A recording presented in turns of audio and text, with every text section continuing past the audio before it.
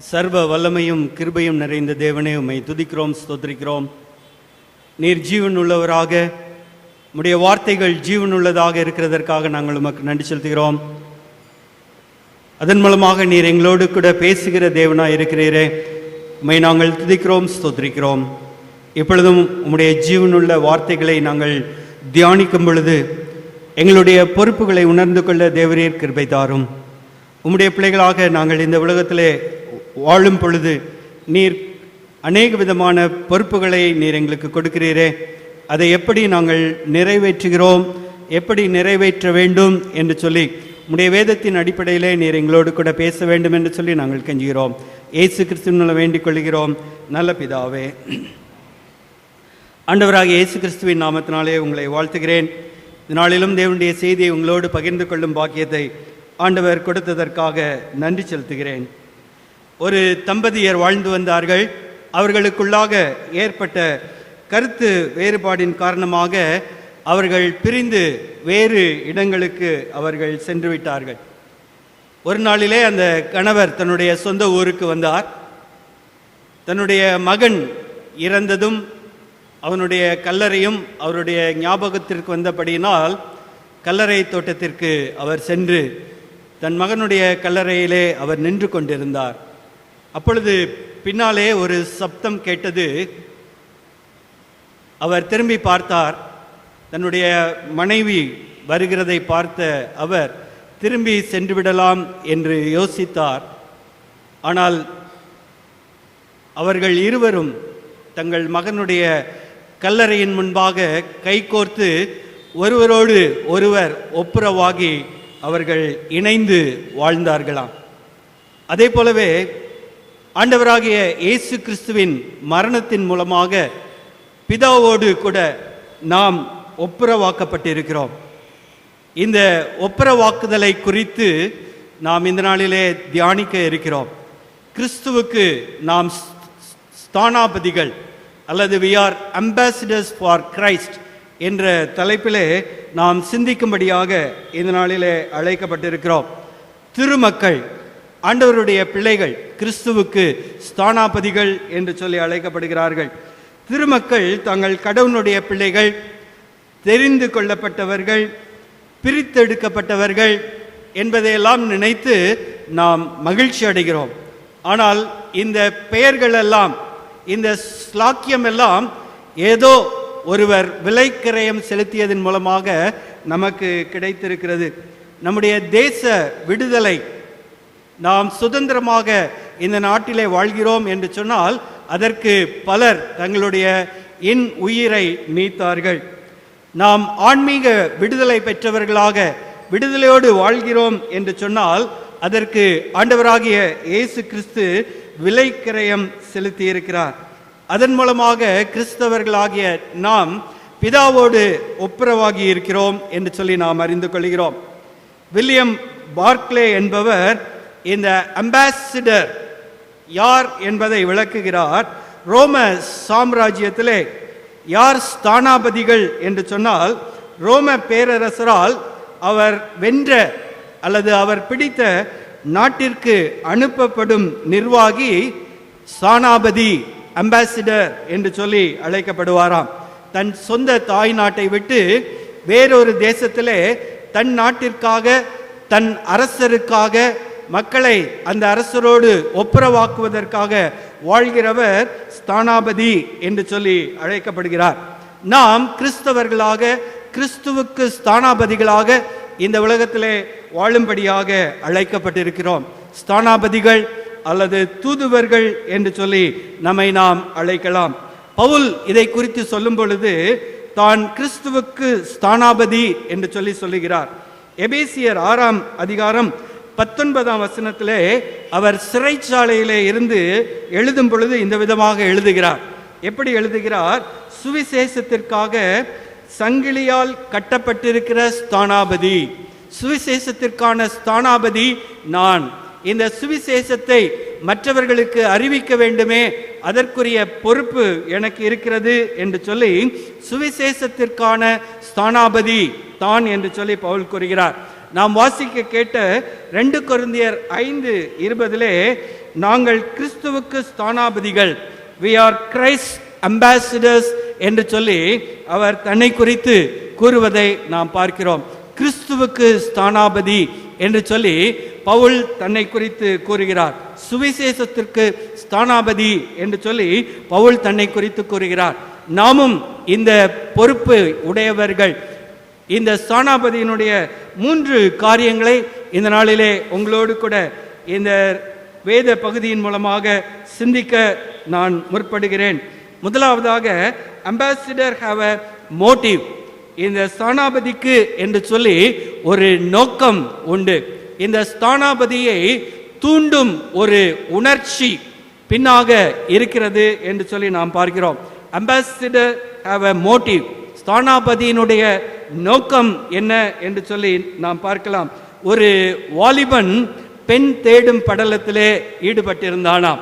அவன் மிகவும் குண்டாக இருந்தபடியினாலே அவனுக்கு பெண் கிடைக்கவே இல்லை. அப்பொழுது அவருடைய நண்பர் ஒருவர் கூறினார், நாளை காலையிலே உங்கள் வீட்டிற்கு ஒரு பெண்ணை அனுப்புகிறேன் என்று சொல்லி. அவர் காலையிலே வீட்டை திறந்து பார்த்தார். ஒரு அழகான பெண் அவருடைய வீட்டின் முன்பாக நின்று கொண்டிருந்தார். அப்பொழுது அவர் கூறினார், இந்த பெண் ஓடுவாள், நீ பின்தொடர்ந்து அவளை பிடித்தால் அவள் உனக்கு சொந்தமாவாள் என்று சொல்லி. அந்த பெண் வேகமாக ஓடினாலாம். இவர் பின்னாலே குண்டு மனிதராக ஓடிக்கொண்டே இருந்தார், பிடிக்க முடியவில்லை. இப்படியாக ஒவ்வொரு நாளும் இந்த நிகழ்ச்சி நடந்தது. மாதங்கள் கடந்தது. இவர் ஒல்லியாகிவிட்டார்.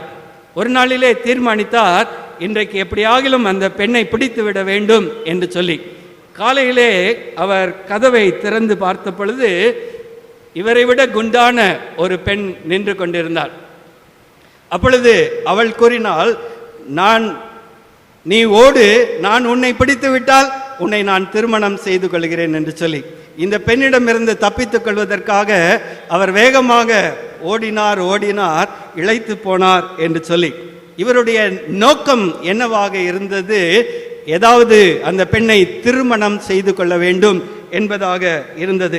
இந்த அம்பாசிடருடைய நோக்கம், அவருடைய தூண்டு உணர்ச்சி எதுவாக இருக்க வேண்டும் என்று சொல்லி நாம் வேதத்திலே பார்ப்போமானால் 1 யோவான் 4:19 இந்த விதமாக கூறுகிறது, அவர் முந்தி நம்மிடத்தில் அன்பு கூர்ந்தபடியால் நாமும் அவரிடத்தில் அன்பு கூறுகிறோம். அவர் முந்தி நம்மிடத்தில் அன்பு கூர்ந்தபடியால் நாமும் அவரிடத்தில் அன்பு கூறுகிறோம். ஊக்குவிக்கிற ஆண்டவருடைய அன்பு, God's love inspires us. அவருடைய அன்பு என்னை ஊக்குவிப்பதால் நான் ஸ்தானாபதியாக இந்த உலகத்திலே வாழ விரும்புகிறேன். அவர் முந்தி அன்பு கூர்ந்தபடியால், he loved the sinners. ஆண்டவராகிய இயேசு கிறிஸ்து இந்த உலகத்திலே வாழ்ந்த பொழுது பாவிகளை நேசித்தார் என்று சொல்லி நாம் பார்க்கிறோம். சமாரிய பெண்ணை நேசித்தார், சகைவை நேசித்தார், பலரை தன்னுடைய அன்பின் மூலமாக அவர் இழுத்து கொண்டார். He loved the sick என்று சொல்லி நாம் வேதத்திலே பார்க்கிறோம். தொழுநோயாளிகளை நேசித்தார், திமிர்வாதக்காரனை நேசித்தார், கண் தெரியாதவர்களை நேசித்தார். இந்த விதமாக sick people, நோயாளிகளை அவர் நேசித்தார். He loved the lost, இழந்து போனவர்களை, தொலைந்து போனவர்களை அவர் நேசித்தார். மத்தேயு 23:37 பார்க்கிறோம், எருசலேமே எருசலேமே என்று சொல்லி எருசலேமுக்காக ஏங்குகிறவராக, எருசலேம் மக்களை நேசிக்கிறவராக அவர் காணப்படுகிறார். நாம் கிறிஸ்துவுக்கு ஸ்தானாபதிகள் என்று சொன்னால் அதனுடைய காரியம் என்ன? நம்மை ஊக்குவிப்பது எது என்று சொன்னால் அவருடைய அன்பு, இட்ஸ் இன்ஸ்பயர்ஸ் அஸ் என்று சொல்லி நாம் பார்க்கிறோம்.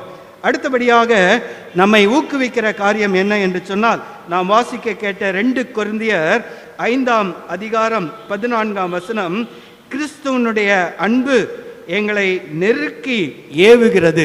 பவுல் மிகவும் அழகாக கூறுகிறார், கிறிஸ்துவனுடைய அன்பு எங்களை நெருக்கி ஏவுகிறது என்று சொல்லி அவர் கூறுகிறார். ஆங்கிலத்திலே இதை நாம் பார்க்கும் பொழுது காட்ஸ் லவ் டிரைவ்ஸ் அஸ் என்று சொல்லி சொல்லப்பட்டிருக்கிறது. இது நெருக்கி ஏவுகிற ஒரு அன்பு. ஆகவே நான் அவருக்கு ஸ்தானாபதியாக இந்த உலகத்திலே வாழ்கிறேன் என்பதாக பவுல் சொல்லுகிறார். கொலோசியர் 3:24 பார்க்கிறோம், எதை செய்தாலும் அதை மனுஷருக்கு என்று செய்யாமல் கர்த்தருக்கு என்று சொல்லி நாம் செய்யும்படியாக அழைக்கப்படுகிறோம். ஸ்தானாபதிகளாகிய நாம் எதனாலே நாம் ஸ்தானாபதிகளாக இருக்கிறோம்? அவருடைய அன்பு என்னை ஊக்குவிக்கிறபடினாலே, அவருடைய அன்பு என்னை நெருக்கி ஏவுகிறபடினாலே நான் எதை செய்தாலும் அவருக்கு என்று சொல்லி நான் செய்கிறேன். பணத்திற்காக அல்ல, புகழுக்காக அல்ல, பதவிக்காக அல்ல, பிரதிபலன் எதிர்பார்த்து அல்ல. ஆண்டவருடைய அன்பு என்னை ஊக்குவிப்பதினாலே, ஆண்டவருடைய அன்பு என்னை நெருக்கி ஏவுகிறபடினாலே நான் கிறிஸ்துவுக்கு ஸ்தானாபதியாக வாழ வேண்டும். ஸ்தானாபதியினுடைய நோக்கம். இரண்டாவதாக நாம் பார்க்கிறோம் ஸ்தானாபதியினுடைய கட்டளை. அம்பாசிடர் ஹாவ் அ மேண்டேட் என்று சொல்லி நாம் பார்க்கலாம். எலெக்ஷன் மேண்டேட் என்று சொல்லி ஒவ்வொரு கட்சியினரும் தாங்கள் சாதிக்கப் போவதை அவர்கள் அறிவிப்பார்கள். அதே போலவே ஸ்தானாபதியினுடைய கட்டளை என்ன என்று சொன்னால், ஆண்டவர் அவர்களுக்கு கட்டளை கொடுக்கிறார். பெரிய கட்டளை என்ன? ஆண்டவர் கொடுத்த கிரேட் கமாண்ட் என்ன? கிரேட் கமிஷன் என்று சொல்வார்களே, அது என்ன என்று சொன்னால் ஒரே வார்த்தையிலே அதை சொல்லிவிடலாம், கோ, போ என்பது. மார்க் 28:19 நாம் அதை பார்க்கிறோம். போ என்று சொல்லி ஆண்டவர் போ என்று சொல்லி அனுப்புகிறவர் மாத்திரமல்ல, அப்படி அதற்கு கீழ்ப்படிந்து செல்லுகிறவர்களுக்கு சக்தியை கொடுக்கிறவர், அப்படி கீழ்ப்படிந்து செல்லுகிறவர்களுக்கு தாளந்துகளை கொடுக்கிறவர் என்று சொல்லி நாம் பார்க்கிறோம். அவர்களுக்கு தேவையான எல்லாவற்றையும், அதிகாரத்தையும், பிசாசின் மேலுள்ள அதிகாரத்தையும் கொடுத்து அவர்களை அனுப்புகிறார். இதைதான் நாம் மார்க் 6 வாசிக்கும் பொழுது நாம் கேட்டோம். மத்தேயு 28:19 என்ன சொல்லுகிறது? நீங்கள் புறப்பட்டு போய் சீஷராக்கி ஞான ஸ்நானம் கொடுத்து உபதேசம் பண்ணுங்கள். ஸ்தானாபதியினுடைய கட்டளை, ஸ்தானாபதிக்கு கொடுக்கப்பட்ட கட்டளை நீ போ என்பது. மார்க் 16:16 நாம் இந்த விதமாக வாசிக்கிறோம், நீங்கள் உலகமெங்கும் போய் சர்வ சிருஷ்டிக்கும் சுவிசேஷத்தை பிரசங்கியுங்கள். போங்கள் என்பது ஆண்டவர் ஸ்தானாபதிக்கு கொடுக்கிற கட்டளையாக அமைந்திருக்கிறது. ஏன் நான் போக வேண்டும் என்று சொல்லி நாம் யோசிப்போமானால், ஆதியிலே படைக்கப்பட்ட ஆதாம் ஏவாள் அவர்கள் பாவம் செய்து விட்டார்கள். தேவன் அவர்களை சந்திக்கும்படியாக வருகிறார். ஆனால் அவர்கள் ஓடி ஒளிந்து கொண்டார்கள். அவர்கள் தானாக முன்வந்து, ஆண்டவரே நாங்கள் பாவம் செய்து விட்டோமே என்று சொல்லி வருத்தத்தை தெரிவிக்கவில்லை, மன்னிப்பை கேட்கவில்லை. அதற்கு மாறாக ஓடி ஒளிந்து கொள்கிறார்கள் என்று சொல்லி நாம் பார்க்கிறோம். இந்த விதமாகவே இன்றும் மனிதர்களாகிய நாம் வாழ்ந்து கொண்டிருக்கிறோம். நாம் ஆண்டவருக்கு விரோதமாக பாவம் செய்யும் பொழுது நாம் முந்தி சென்று அவரிடத்திலே மன்னிப்பு கேட்பதில்லை. ஆகவேதான் ஆண்டவர் சொல்லுகிறார், போய் அறிவியுங்கள் என்று சொல்லி ஆண்டவர் அன்றே சொல்லிவிட்டார் என்று சொல்லி நாம் பார்க்கிறோம். ஏன் இந்த மாபெரும் ஊழியத்தை ஆண்டவர் தம்முடைய தூதர்களுக்கு கொடுக்கவில்லை? தூதர்களும் ஏக்கத்தோடு பார்க்கிற ஒரு ஊழியம் என்ன என்று சொன்னால், இந்த நற்செய்தி அறிவிக்கிறவர்கள் செய்யும் பணி, இந்த ஸ்தானாபதிகள் செய்கிற பணி. ஏன் அவர்களுக்கு ஆண்டவர் இந்த பணியை கொடுக்கவில்லை? பாவத்திலே வாழ்கிற ஒரு மனிதன் ஆண்டவர் என்னை எப்படி ரட்சித்தார் என்பதை சொல்லும் பொழுது அடுத்த பாவத்திலே வாழ்கிற மனிதனுக்கு அது மாதிரியாக அமைகிறது, அது உற்சாகமூட்டுவதாக அமைகிறது. ஒருவேளை ஒரு தேவ தூதன் இங்கிருந்து பிரசங்கிப்பதை விட ஒரு பாவத்திலே வாழ்ந்த மனிதன் இங்கு இருந்து தான் பாவத்திலே எப்படி விழுந்தேன், பாவத்திலிருந்து ஆண்டவர் என்னை எப்படி ரட்சித்து பரிசுத்தமாக்கினார் என்பதை கூறுவது நமக்கு பிரயோஜனமாக இருக்கும் என்பதால் ஆண்டவர் இந்த ஸ்தானாபதியினுடைய பணியை தேவ தூதர்களுக்கு கொடுக்கவில்லை. அதை நம்முடைய கரத்திலே கொடுத்து நம்மை நோக்கி பார்த்து கொண்டிருக்கிறார், நாம் எப்படியாக அந்த பணியை நிறைவேற்றுகிறோம் என்பதாக. ஆண்டவர் கொடுக்கிற இந்த ஸ்தானாபதியினுடைய பணி என்ன என்று சொன்னால், அறிவுறுத்துகிற பணி. பாவத்திலே வாழ்கிற மக்களை அறிவுறுத்தி அவர்களை இயேசுவோடு கூட சேர்க்கிற ஒரு பணி. இன்னும் இந்த ஸ்தானாபதியினுடைய பணி என்ன என்று சொன்னால், லூக்கா 14:23 நாம் பார்க்கிறோம், விருந்திற்கு பலர் அழைக்கப்பட்டார்கள், ஆனால் யாரும் வரவில்லை. ஆண்டவர் என்ன சொல்கிறார்?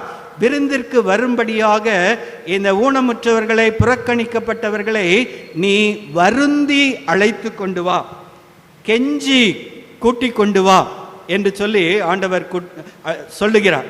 அம்பாசிடர் இவர்கள் வருந்தி அழைக்கிற பணியை செய்யும்படியாக அழைக்கப்பட்டிருக்கிறார்கள். பாவத்திலே வாழ்கிற மக்களை வருந்தி ஆண்டவருடைய பாதத்திலே அழைத்து கொண்டுகிற பணி இந்த ஸ்தானாபதியினுடைய பணி என்று சொல்லி நாம் பார்க்கிறோம். இன்னும் இந்த ஸ்தானாபதியினுடைய பணி அறியாமையிலே வாழ்கிற மக்கள், பாவத்தினாலே கண்கள் குருடாக்கப்பட்டு தாங்கள் பாவத்திலே உழண்டு கொண்டிருக்கிறோம் என்பதை அறியாத மக்களை ஆண்டவருடைய சமூகத்திலே அழைத்து கொண்டு வர வேண்டிய பணி இந்த ஸ்தானாபதியினுடைய பணி என்று சொல்லி நாம் பார்க்கிறோம். It's not like a bankers job என்று சொல்லி ஒருவர் கூறுகிறார். ஏன் என்று சொன்னால், மனிதனிடத்தில் இருப்பது அழியாத ஒரு ஆத்துமா. இந்த அழியாத ஆத்துமா இடறி போகுமானால் அது நித்தியத்திலே இடம் பெற முடியாது. நித்தியத்திலே அது நித்தியத்தை அது இழந்து போகும். ஆகவே இந்த பணி மேலான ஒரு பணியாக இருக்கிறது. இது ஒரு ஜாமக்காரனுடைய பணியாக, எச்சரிக்கை கொடுக்க வேண்டிய மக்களுக்கு எச்சரிப்பு கொடுக்க வேண்டிய ஒரு பணியாக இந்த பணி அமைந்திருக்கிறது. முதலாவது நாம் பார்த்தோம், என்னை இந்த பணிக்கு உற்சாகப்படுத்துவது எது என்று சொன்னால் தேவனுடைய அன்பு. இது என்னை ஊக்குவிக்கிறது, இது என்னை நெருக்கி ஏவுகிறது.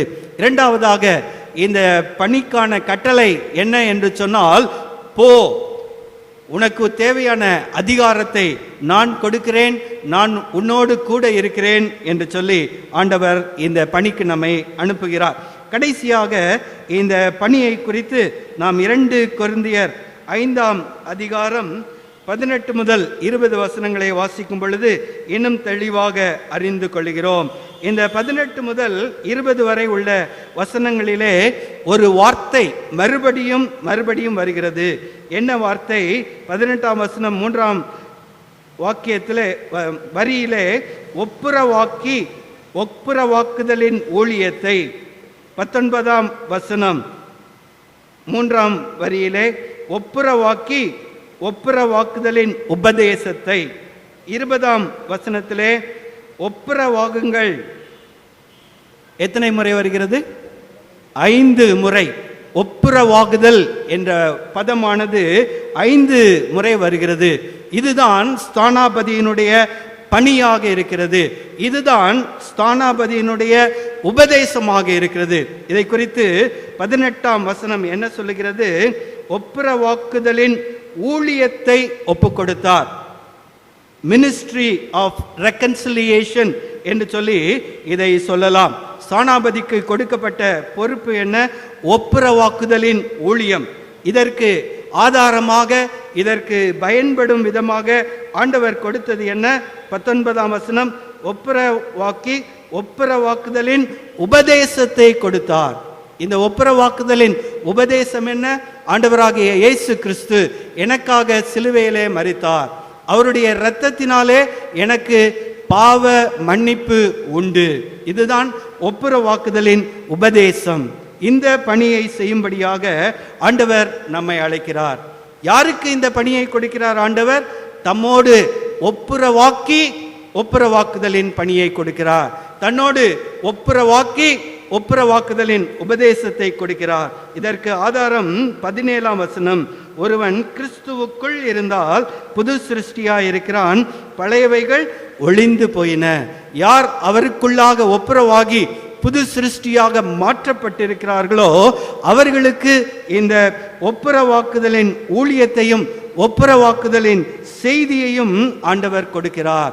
இந்த ஊழியம் மற்றும் செய்தியினுடைய 2 டைமென்ஷன் என்ன என்று சொல்லி நாம் பார்ப்போமானால், முதலாவது கடவுளோடு மனிதனை ஒப்புரவாக்குவது. முதலாம் கற்பனையின் அடிப்படையிலே நாம் சிந்திப்போமானால், தேவனோடு கூட உள்ள நமது உறவை சரிப்படுத்துவது, மனிதர்கள் தேவனோடு உள்ள உறவை சரிப்படுத்துவதற்கு நாம் உதவுவது.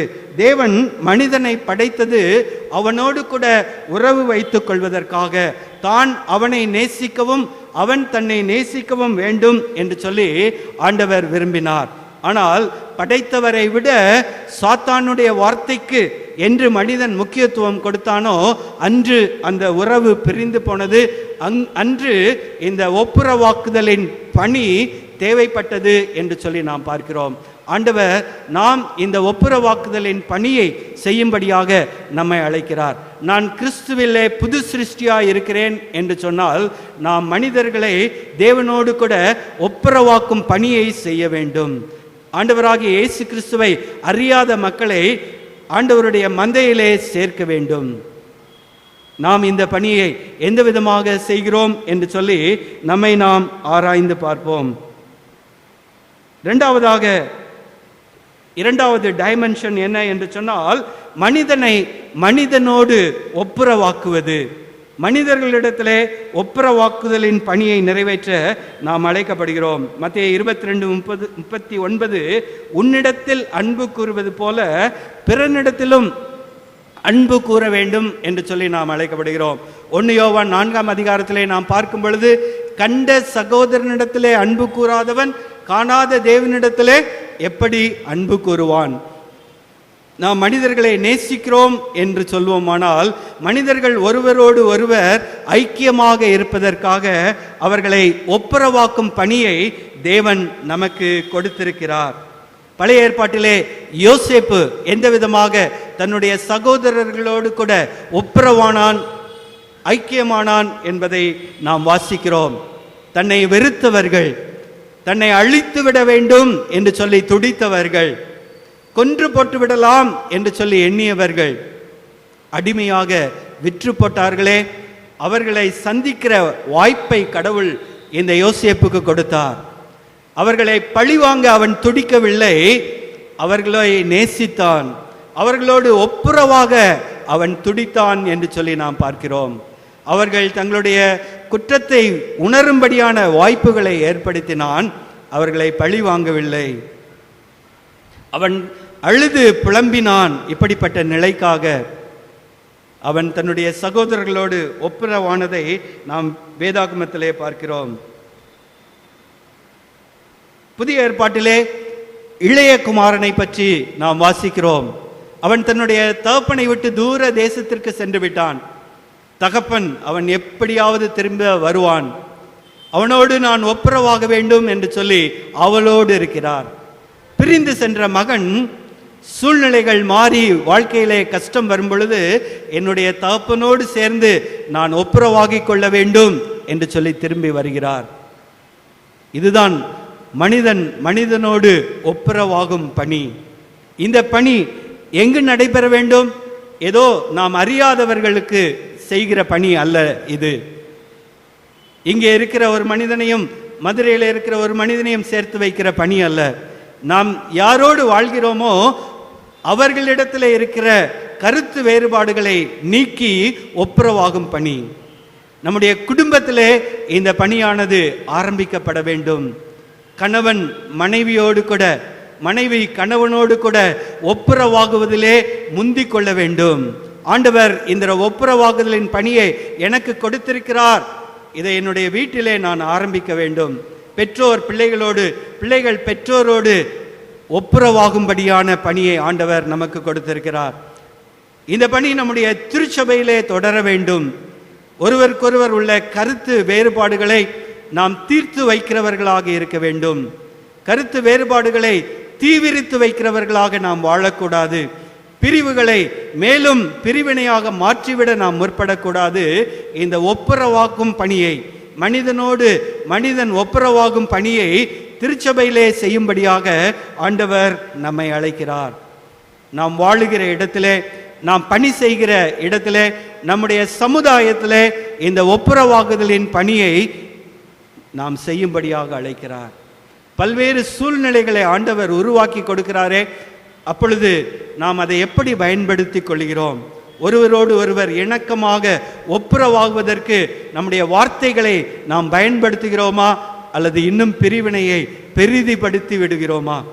எரிகிற நெருப்பிலே எண்ணெயை ஊற்றுகிறோமா, அல்லது ஆறுதல் உண்டாக, சமாதானம் உண்டாக காரணமாக நம்முடைய வார்த்தைகள் அமைகிறதா?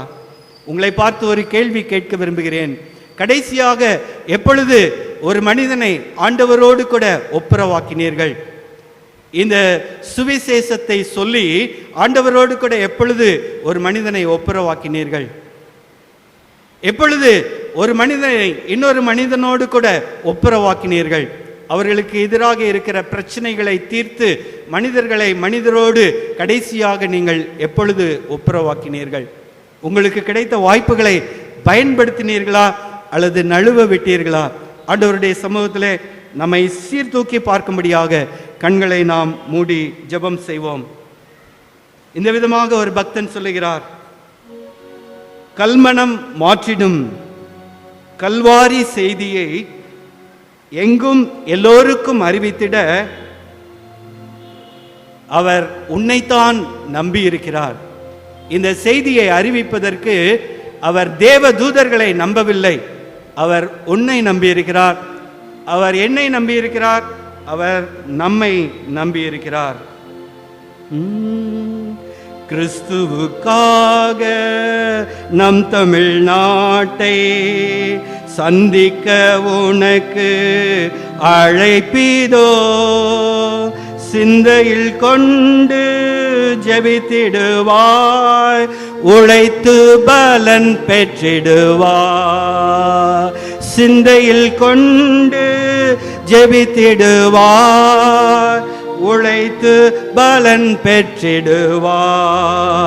கல்மனம் மாற்றிடும் கல்வாரி செய்தியை, கல்மனம் மாற்றிடும் கல்வாரி செய்தியை எங்கும் எல்லோருக்கும் அறிவித்திட உன்னைத்தான் உன் தேவன் நம்பியிருக்கிறாரே.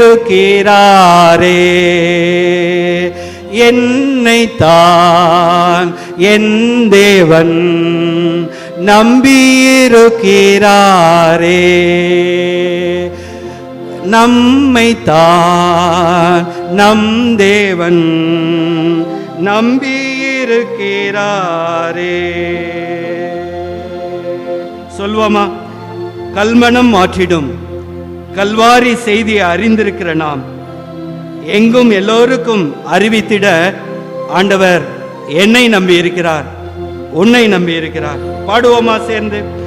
கல்மனம் மாற்றிடும் கல்வாரி செய்தியை, கல்மனம் மாற்றிடும் கல்வாரி செய்தியை எங்கும் எல்லோருக்கும் அறிவித்திட உன்னைத்தான் உன் தேவன் நம்பியிருக்கிறாரே.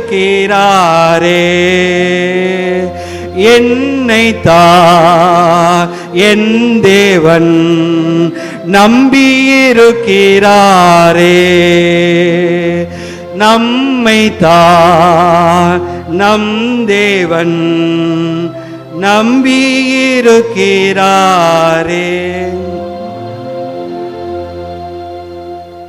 உன்னை நம்பியிருக்கிறார், என்னை நம்பியிருக்கிறார், நம்மை நம்பியிருக்கிறார்.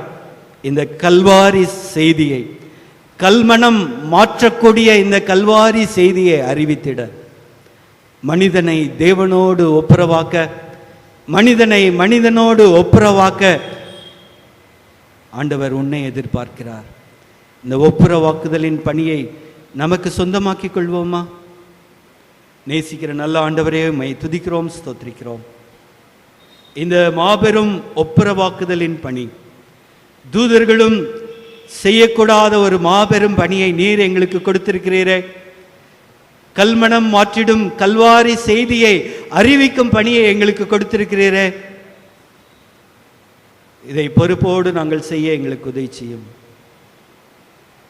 மனிதர்களை உம்மோடும் மனிதர்களை சக மனிதர்களோடும் ஒப்புரவாக்குகிற பணியை நாங்கள் தொடர்ந்து செய்ய எங்களை உம்முடைய அன்பு நெருக்கி ஏவுகிறதற்காக நன்றி செலுத்துகிறோம். உம்முடைய அன்பு எங்களை ஊக்கப்படுத்துகிறதற்காக நன்றி செலுத்துகிறோம். உம்முடைய கட்டளையை நிறைவேற்றுகிறவர்களாக நாங்கள் வாழ உதவி செய்யும். இயேசு கிறிஸ்துவின் மூலம் வேண்டிக் கொள்கிறோம் நல்ல பிதாவே.